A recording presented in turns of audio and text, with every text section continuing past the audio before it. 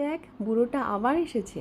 কে যে এদের চাকরি বাকরি করতে বলে, সেটাও আবার এই বয়সে।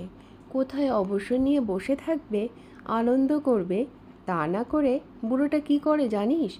ওই তো কোথায় একটা সিকিউরিটি গার্ডের কাজ করে শুনেছি, রাতেই থাকে। রাতে নির্ঘাত ওখানে ঘুমোয়।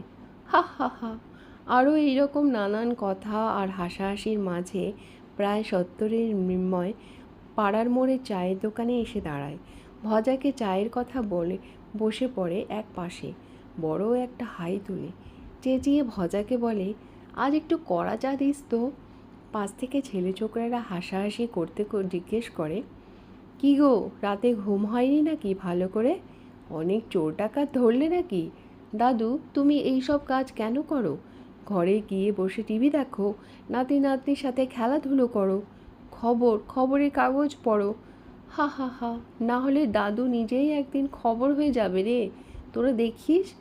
মৃন্ময় ওদের দিকে তাকিয়ে শুধু একটা হাসি উপহার দেয়। গরম ধোয়া ওঠা চা খেতে থাকে।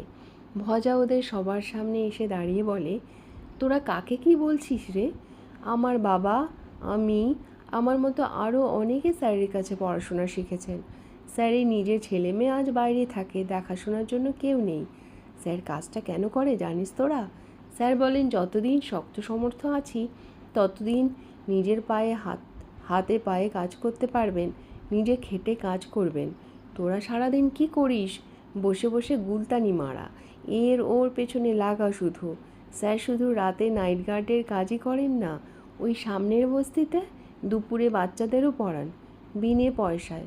আর তোরা? মৃন্ময় ভজাকে থামিয়ে দিয়ে চা খাওয়া শেষ করে উঠে দাঁড়িয়ে টাকাটা দিয়ে বলেন, ওরা বাচ্চা ছেলে ভজা, সময় আর জীবন এই দুটো ওদেরকে ঠিক সময়ে সঠিক শিক্ষা দেবে। আর তোমরা একটা কথা শুনে রাখো, জেনে রাখো, অবসর বলে কিছু হয় না। যেদিন এই শরীরটা বন্ধ হয়ে যাবে, কলকবজাগুলো থেমে যাবে, তখন আমি অবসর নেব। মাথা উঁচু করে ধীর কিন্তু দীপ্ত পদক্ষেপে ক্লান্ত শরীরটা হেঁটে চলে যায় রাস্তা দিয়ে।